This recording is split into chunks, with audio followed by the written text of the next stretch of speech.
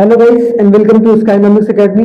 My name is Sunil Kumar Yadav और आज हम लोग बहुत ही शानदार तरीके से मनी और बैंकिंग को स्टार्ट करेंगे, जो कि क्लास 12 सीबीएसई के लिए इंपॉर्टेंट चैप्टर में से एक है कि नहीं। हमने इसके पहले नेशनल इनकम के जितने भी सारे कॉन्सेप्ट्स हैं वो हमने डिस्कस कर रखे हैं। आज हम लोग जल्दी से मनी के बारे में आज वाले चैप्टर में, फिर नेक्स्ट वाले पार्ट में बैंकिंग को कवर करेंगे। बैंकिंग दो पार्ट में कवर किया जाएगा, तो उसको भी ध्यान से देखना, क्योंकि बैंकिंग से क्वेश्चन पूछे जाते हैं और मनी से भी कुछ पार्ट जो है वो पूछे जा सकते हैं। तो सबसे पहले ये पता होना चाहिए कि मनी और बैंकिंग के चैप्टर में हमें पढ़ना कितना है सर। आप ये तो बता दीजिए पहले कि भाई आखिरकार पढ़ना क्या है। तो लीजिए भाई, तो मनी और बैंकिंग जो 12th सीबीएसई के लिए इंपॉर्टेंट है, किसके लिए भाई? 12th सीबीएसई बोर्ड के लिए इंपॉर्टेंट है। उसमें अगर देखा जाए सबसे पहले मनी और बैंकिंग में मनी, उसके मीनिंग क्या है और उसके फंक्शंस क्या है। मनी और उसके फंक्शंस क्या है उसके बारे में एक तरीके से डिस्कस किया जाएगा। उसके बाद है यहाँ पर कि सप्लाई ऑफ मनी, किसके बारे में? Supply of money. फिर currency held by the public and the net demand held by the net demand deposit held by the commercial bank. ठीक है।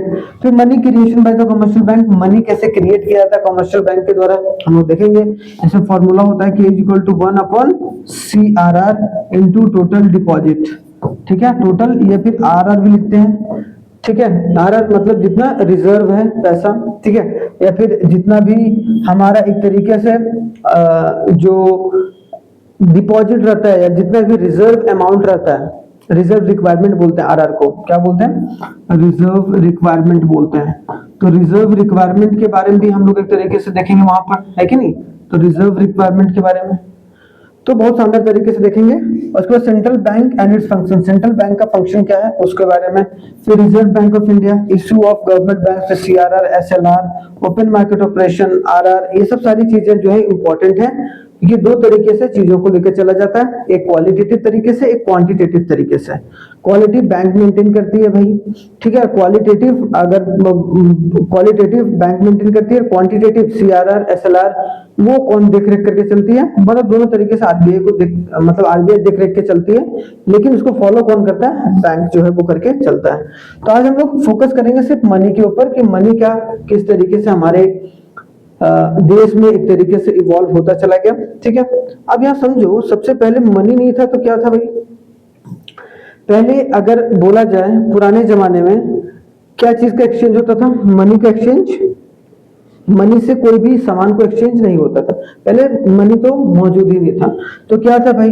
In olden days the goods were exchange for a goods.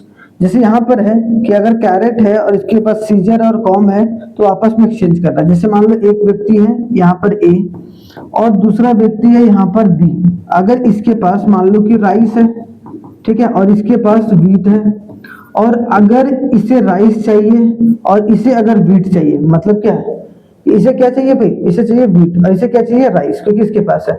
अब ये दोनों आपस में बदलते थे पहले, और इस तरीके से एक्सचेंज जो है वो किया जाता था गुड्स के बदले गुड्स को।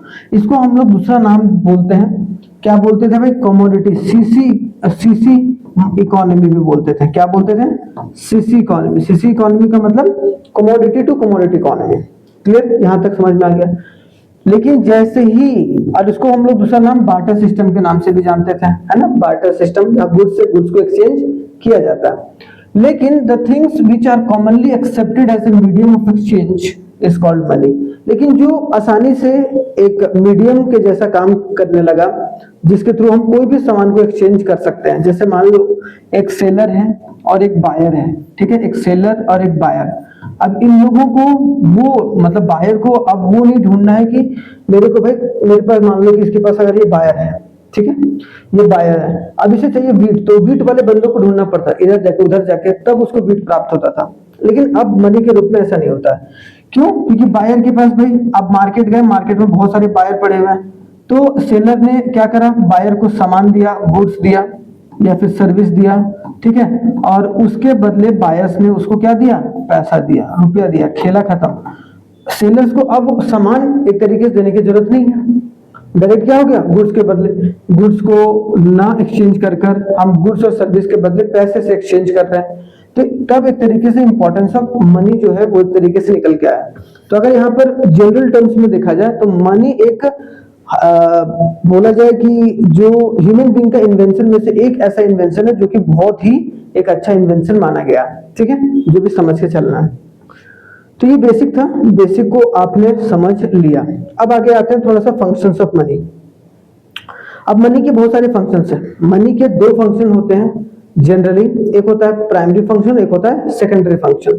अब ये समझो functions of money, the primary functions of money are the main और basic functions of money, where secondary functions are a subsidiary और अ डेरिवेटिव्स। मतलब एक होता है पैसे का, भाई बोलते हैं ना कि ये इस चीज का ना ये काम है, लेकिन हम लोग उसको वही, जैसे मान लो कि अगर आपके पास ब्रश है तो ब्रश का मेनली काम क्या है, आप माउथ को वॉश करने में, ठीक है, या फिर मुंह को धोने में या टीथ को धोने में, ठीक है। माउथ को क्या धोते हैं, टीथ को धोते हो, ठीक है। जैसे कि हम बोलते हैं ना कि गाय दूध, या गाय से हम लोग दूध निकालते हैं, नहीं, गाय दूध देती है, गाय दूध देती है, नहीं, गाय दूध देती नहीं, गाय से दूध निकालना पड़ता है। सेम उसी तरीके से कामयाबी मिलती नहीं है, आपको कामयाबी हासिल करनी पड़ती है, आपको उसके लिए कुछ काम करना पड़ता है।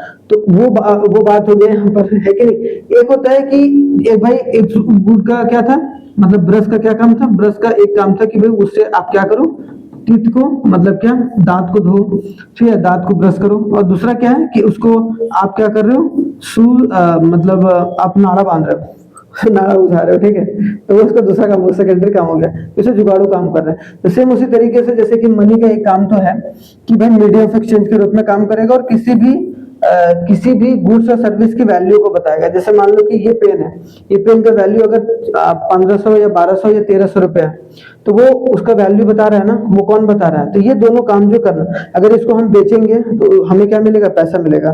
तो ये दो काम जो है वो मनी कर रहा है, ठीक है, शानदार तरीके से। सेकेंडरी फंक्शन है, उसके अलावा भी कुछ अलग काम करेगा, उसको हमने इसी से इजाद करा, या फिर बोला जाए इसी से हमने नेक्स्ट फॉरवर्ड एक स्टेप उसको बढ़ाया मनी के फंक्शन को, ठीक है। जैसे आप देखते हैं कि मनी को as a standard of deferred payment use करते हैं। स्टैंडर्ड ऑफ डिफर्ड पेमेंट का मतलब होता है फ्यूचर पेमेंट, जैसे कि ईएमआई वगैरह भरते हो ना, तो ये सब आसान कैसे हुआ भाई, पैसे के आने के बाद। तो स्टैंडर्ड ऑफ डिफर्ड पेमेंट के रूप में, और स्टोर ऑफ वैल्यू, और वैल्यू को स्टोर, जैसे आज मान लो 100 रुपए तुमने बैंक में रखा, तो वो क्या कर रहा है, वैल्यू को स्टोर कर रहा है। तो वो वैल्यू को स्टोर कर रहा है, इसका सिंपल सा मतलब क्या है कि वो आपका एक सेकेंडरी फंक्शन है। तो आप याद रखना, प्राइमरी फंक्शन में दो होता है, medium of exchange, major of value, और सेकेंडरी में स्टैंडर्ड ऑफ डिफर्ड पेमेंट और स्टोर ऑफ वैल्यू, ठीक है, स्टोर ऑफ वैल्यू होता है, ठीक है। यहां तक समझ में आया, कोई दिक्कत नहीं, कोई परेशानी नहीं, जिसको समझकर चलना है। आगे बढ़ो जी, ठीक है, आगे बढ़ा जा भाई। अब यहां पर देखो प्राइमरी फंक्शन सबसे पहले क्या है, प्राइमरी फंक्शन में सबसे पहला काम क्या है कि हमने देखा कि मीडियम ऑफ एक्सचेंज के रूप में काम करता है। कि भाई आपका एक कोई गुड्स था, गुड वन को आपने परचेज किया, और परचेज करने के लिए आपने उसको क्या दिया, पैसा दिया, ठीक है, सिंपल सी बात है। आपने उसको परचेज किया और उसके बदले आपने क्या करा, उसको पैसा प्राप्त हुआ आपको। तो यहाँ पर क्या, it is the most important function of money. अगर बोले जाए मीडियम ऑफ एक्सचेंज सबसे पहले इसीलिए शुरुआत की गई ताकि वो एक इंपॉर्टेंट फंक्शन के रूप में काम कर सके। As a medium of exchange money can be used to make a payment in all the transaction. Money को हम पेमेंट के ट्रांजैक्शन के रूप में इस्तेमाल कर सकते हैं कोई भी गुड्स एंड सर्विस के लिए, ठीक है। और as money is universally accepted, और आप पैसा भाई, चाहे आपके पास डॉलर है, चाहे आपके पास रुपया है, चाहे आपके पास यूरो है, आप सारा चीज जो है उसको एक्सचेंज कर सकते हैं एक दूसरे के करेंसी से। तो ये और भी आसान हो गया भाई। आप गुड्स को गुड्स से एक्सचेंज करना बहुत ही मुश्किल होता था, वैसे लोगों को हमें फाइंड आउट करना पड़ता था। तो मीडियम ऑफ एक्सचेंज समझ में आ गया, गुड्स एंड सर्विस को एक्सचेंज करने के लिए एक बहुत अच्छा मीडियम है पैसा, जिसके थ्रू हम गुड्स एंड सर्विस को एक्सचेंज कर सकते हैं। क्लियर।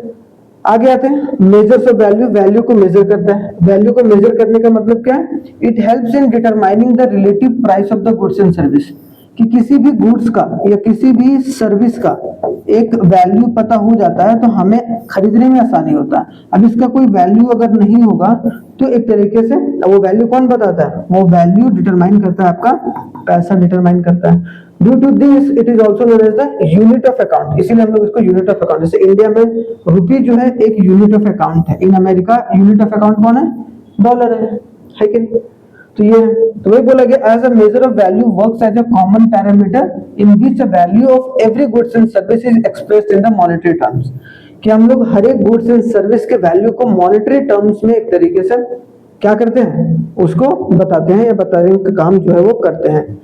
तो ये हो गया कि वैल्यू को बताता है भाई, वो एक प्राइस को बताता है, ऐसे हम लोग बोल सकते हैं। सेकेंडरी फंक्शन में सबसे पहला है standard of deferred payment. Standard of deferred payment मैंने बताया फ्यूचर पेमेंट। फ्यूचर में अगर आप मान लो आज कोई सामान लिया, फ्यूचर में आप पेमेंट करना चाहते हो, तो फ्यूचर में पेमेंट करना चाहते हो इसका मतलब क्या है कि आपका हर एक महीने का ईएमआई कितना होगा, ठीक है। इक्विटेड मंथली क्या भाई आएगा बताओ, ईएमआई इक्विटेड मंथली इंस्टॉलमेंट, ठीक है, याद रखना। पहला क्या हो गया standard of deferred payment. Standard of deferred payment directly याद रखना, इसको क्या बोलते हैं हम एक तरीके से फ्यूचर पेमेंट। क्या बोलते हैं भाई, फ्यूचर पेमेंट हो गया। Standard of deferred payment states that money act as the standard of deferred payment, which is to make in the present or in the near future, ताकि जिसे हम लोग आने वाले समय में अभी कुछ समय में उसको मतलब चुकाएंगे या फिर आने वाले फ्यूचर समय में कुछ हम पैसा दे के धीरे धीरे करके उसको चुकाएंगे। This functions of money is important because it leads to a creation of financial institution. ये क्या है, जिसकी वजह से एक फाइनेंशियल इंस्टीट्यूशन का क्रिएशन हो पाया, और सिंप्लीफाइड बोरोइंग, और ये आपको लोन लेना और लोन देना दोनों को आसान बनाता है। जैसे मान लो कि आपने 5 लाख रुपए का लोन लिया कहीं से, अब 5 लाख रुपए का लोन आपने लिया, अब आप एक बार ही तो दे रहे हो, तो आपको क्या कर दिया, ईएमआई पूरे तरीके से एक चार्ट दे दिया ईएमआई का, पहले मंथ में इतना, दूसरे मंथ में इतना, आप 3 साल तक इतना एक तरीके से पेमेंट करेंगे। तो उसको क्या हो गया, उसको हम लोग क्या बोलेंगे, वो क्या है, मनी कैसे काम कर रहा है वहां पर, स्टैंडर्ड ऑफ डेफर्ड पेमेंट के रूप में, स्टैंडर्ड ऑफ डेफर्ड पेमेंट के रूप में वहां पर वर्क कर रहा है। क्लियर हो गया यहाँ तक, ठीक है, बहुत सिंपल है, ये सब ज्यादा आपको उतना दिमाग नहीं लगाना है। बस यहाँ पर स्टोर ऑफ वैल्यू, मनी क्या करता है, मनी क्या करता है भाई, store of value of asset, of asset is a function of money. याद रखना, वैल्यू को स्टोर करता है। जैसे कि मान लो पहले गुड्स को अगर आप स्टोर करते थे इस साल, तो ये पता नहीं होता था कि अगले साल उसकी कॉस्टिंग बढ़ेगी या फिर घटेगी, बहुत अनएक्सपेक्टेड रहता था, है ना, अनएक्सपेक्टेड रहता था। हो सकता है कि अनाज खराब हो गया ज्यादा बारिश होने की वजह से, या फिर बहुत अच्छा बारिश हुआ जिसकी वजह से और भी अनाज हो गया, तो क्या होता था, उसका वैल्यू नहीं मिल पाता था अगले साल। लेकिन जब से मनी आया तब से एक तरीके से उसको वैल्यू प्राप्त होता है, वैल्यू मिलता है। क्लियर, यहां तक समझ में आ गया। तो मतलब क्या कि अगर आप अभी आज बैंक में 100 रुपए रखोगे तो 2 साल के बाद भी निकालोगे तो 100 रुपए ही होगा या उससे बढ़ेगा ही, अगर इंटरेस्ट मिल रहा है तो money as a store value can be used in the store of wealth is most economical and convenient. एक कन्वीनियंट वे और इकोनॉमिकल वे हो गया है। And to transfer and purchasing power from the present to future, अब purchase भी कर लो उस store value से और उसको एक जगह दूसरी जगह ट्रांसफर भी कर सकते हो। Money as a store of value of a following advantage. पहला, it was very difficult to store the wealth in terms of goods. पहले क्या होता था, गुड्स सामान को कितना भी स्टोर करके रखो वो धीरे धीरे करके डिप्रिशिएट होता ही होता है, तो बहुत सारे प्रॉब्लम आते हैं। तो मनी एक लॉन्ग टर्म सॉल्यूशन निकल के आया, जिसकी वजह से मनी को as a store of value हम लोग क्रिएट किए। ठीक है, money has a quality of universal acceptability, और मनी के पास एक क्वालिटी होता है कि यूनिवर्स में उस पैसे को कहीं भी एक्सेप्ट किया जा सकता है। Therefore one can at any time use the money to exchange the goods and service. वो कभी भी उस पैसे को निकाल के उस सामान को एक्सचेंज कर सकता है, और वो सिक्योर भी रहता है भाई, बैंक वगैरह में रहता है। तो ये एक तरीके से आपको समझ में आ गया जो कि फंक्शंस ऑफ मनी है। तो मनी के बारे में समझ में आया और फंक्शंस ऑफ मनी के बारे में समझ में आया। आगे जो हम लोग पढ़ेंगे बैंकिंग के बारे में, कि बैंकिंग कैसे काम करते हैं भाई, है कि नहीं, बैंकिंग कैसे काम करते हैं उनको हम लोग एक तरीके से देखने का जो काम है वो करेंगे। ठीक है, शानदार तरीके से। तब तक आप लोग बहुत ही अच्छे तरीके से पढ़ते रहिए। हाफ ईयरली भी आ रहा है, रिलेटेड क्वेश्चंस भी अगर आप लोगों को चाहिए डिस्कशन में तो आप जरूर कमेंट करके कमेंट बॉक्स में बताइए। और अगर आप लोगों को अच्छा लगा वीडियो तो जरूर शेयर और लाइक कीजिएगा। धन्यवाद, थैंक यू, जय हिंद, मिलते हैं नेक्स्ट वीडियो में।